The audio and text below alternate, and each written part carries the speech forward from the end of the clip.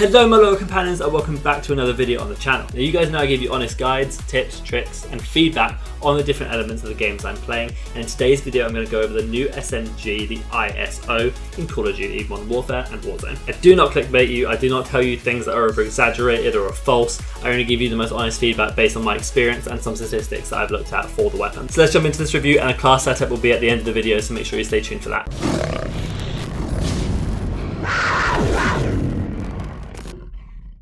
For those of you who just want a really brief overview, this gun is fantastic. It's my new favourite SMG for Warzone, hands down, based on everything I've seen, based on the attachments I've set it up with, and based on how I've been playing with it in Warzone. This gun is so consistent. It kind of feels like the MP7 did right at the start of Warzone, where it could be, used at range, but also used up close. This has a very similar feel, but it also feels like it hits like an MP5. When I was testing this gun out in Warzone, it seemed like people I was shooting didn't have any armor because of how quickly they were being melted. But when I looked at it, they did have full armor. This gun just can melt so quickly, and its recoil is really manageable. But I'm going to now break down for you the difference between the sort of multiplayer and the Warzone with a class setup at the end. So statistically, this gun is nothing special. It doesn't have anything that puts it right at the top, not like the Vector with a super fast fire rate or the MP5 with really good damage close range.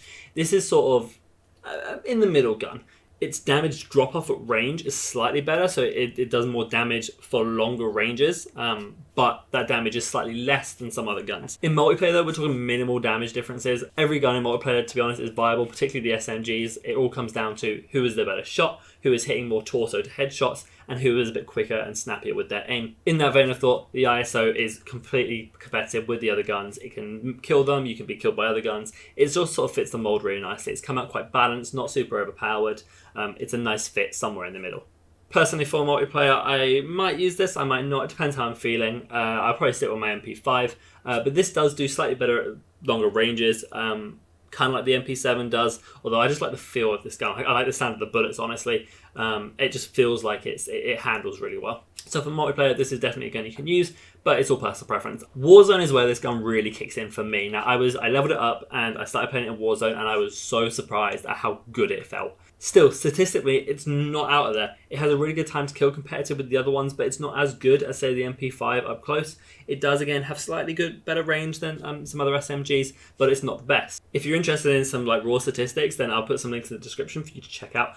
But generally, this gun, in terms of actually how it feels when it plays, is really good. This will without a doubt be my new go-to SMG because it fits a really nice middle point between the MP5 damage up close and the MP7 sort of range. I've been sort of toying with the two at the moment and not been able to find out which one's best. I find the MP7 kind of hard to build properly for an SMG when it does so much damage at range, and the MP5 sometimes is just a bit hit or miss. But this felt so consistent and so solid, and I can't wait to keep using it.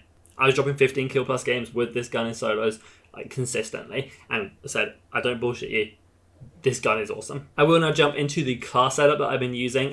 This for me is what feels best. I'll explain each attachment for you so you understand why I've chosen it over maybe something else. Okay, the first attachment we're going to look at is the barrel, and I've opted for the FSS Nightshade, which is the monolithic integral suppressor. Basically, it's very similar to the MP5. It's a monolithic integral suppressor. You get the monolithic from it, and it increases its damage range, recoil, bullet velocity, and sound suppression. Bullet velocity is actually one stat in this gun that is really good.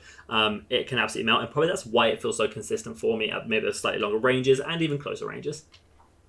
It does give you that sound suppression. It does knock your ADS and your movement speed a little bit. And one of the big downsides of this gun in my current setup is it is slow moving.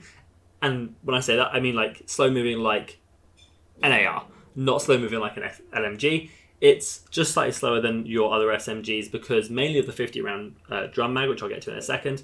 So that you do have to keep in mind. If you are someone who likes to run around really fast with the SMG, maybe stick with the MP5. But honestly, as someone who does like to move fast, I didn't feel the knockoff of it very much. Honestly, it felt really consistent throughout. The next attachment I want to show you is the 50 round drum mag. So the base round to this gun is 20, which is garbage. It's not viable. You need some sort of extended mags. You can opt for 30, which obviously gives you the 39mm rounds, and it will do the same downsides as the 50, just not as bad. With the 50 round drum mag, the reason I opted for this, one is because more bullets in Warzone is better. You gotta down people, then kill them, and you gotta down multiple people and then kill them. So more bullets is better. You do take a massive movement speed hit. The ADS hit isn't, for me, ridiculous, but it is definitely felt in the movement speed. This is something for me I was able to overcome, but you have to play with it a little bit and see how you feel. As I said, I really don't think it's that big a deal. I think people are going to make it out to be a bigger deal than it is. I definitely think the bullet size is much more important than the payoff. Moving on, I'm actually going to look at the optic. So I decided to put a sight on it. The iron sights are garbage. Honestly, I don't think they're viable to use. The amount of like jump you get when you shoot with the base iron sights is really bad. And so I think some sort of optic really helps it, and it makes it just feel a little bit more like a laser. And that's what I've chosen to do here. I've just shoved on a mini reflex. It's an SMG. There's no point putting like a VLK optic on it. You want something really close range like that. But any optic you find good, I would use. I just wouldn't recommend the iron sights, honestly. From there, at this sort of point, the gun can feel quite slow and quite sluggish and not very SMG-like. So what I've done is I've opted for 2 attachments which help the ADS and also a little bit of the movement speed and sprint to fire. So the first one I chose was the tac laser, which obviously is a fantastic attachment. It gives me ADS sight, aiming stability, and walking aim steadiness. Yes, the laser is visible to enemies, but realistically, the benefits of this is so impactful, and I just find the ADS so useful and so necessary on this gun.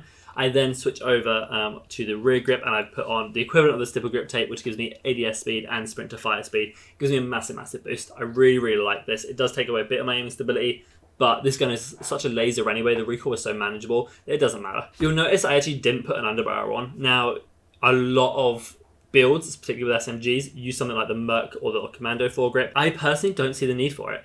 The hipfire spread is already one of the best in the game.